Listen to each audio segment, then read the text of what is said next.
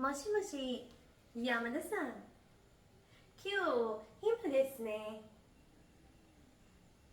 一緒に公園へ行きましょうか。どこに会いますか？駅で。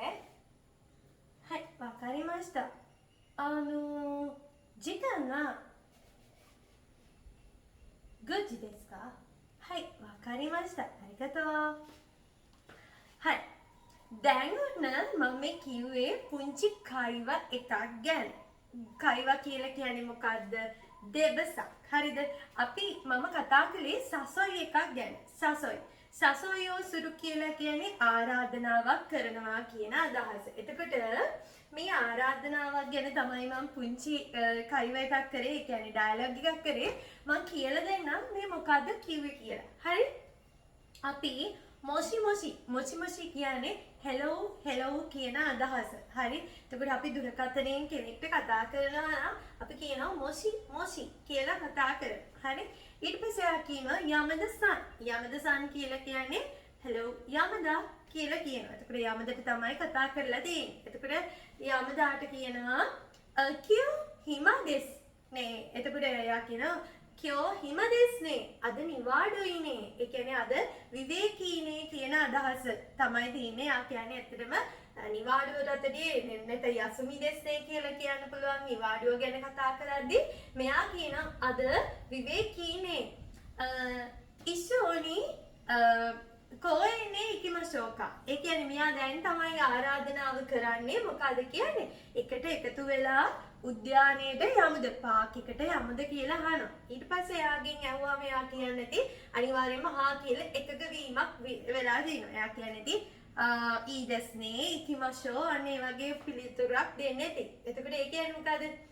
ඊ දෙස්නේ කියන්නේ හොඳයිනේ ඉකිමෂෝ යමු කියන අදහස කියනවා. ඊට පස්සේ මෙයා කියනවා මොකද්ද?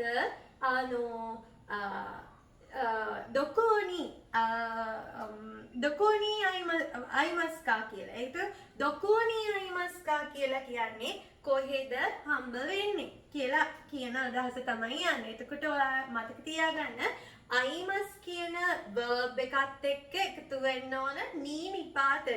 තේරුණාද? අයිමස් එක්ක තියෙන්න ඕනේ අනිවාර්ය නිපාතේ නී නිපාතේ තියෙන්න ඕනේ. ඒ වගේම තමයි ඊට පස්සේ ආ කියනවා එකීදේ කියන්නේ මොකද්ද? දුම්රිය නැවතුම් පොලේදී. ඒ කියන්නේ ස්ටේෂන් එකේදී කියලා කියනවා. ඊට පස්සේ ආයි මෙයානවා මොකද්ද? ජිකන්වා කියන්නේ වෙලාව කියලා. එතකොට කියනවා ගොජි දෙස් කියලා. එතකොට ගොජි දෙස් කියලා කියන්නේ පහට. එහෙනම් හයි වකරිමාස්තා කියලා කිව්වොත් ඔව් තේරුණා. අයිමෂෝ කියලා කියනවා.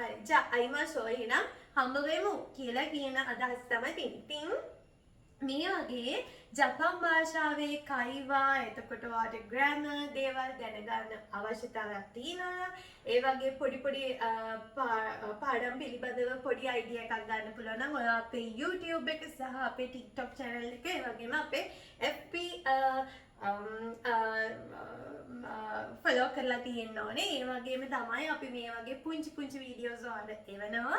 ඒ වගේම තමයි ඔයාලට වැඩි විස්තර සඳහා පුළුවන් අපේ දුරකථන අංකයට WhatsApp message එකක් දාලා අපිත් එක්ක එකතු වෙලා දිගටම විනෝදයෙන් ජැපනීස් ඉගෙන ගන්න. ඉතින් මේ chance එක මිස් කරගන්න එපා.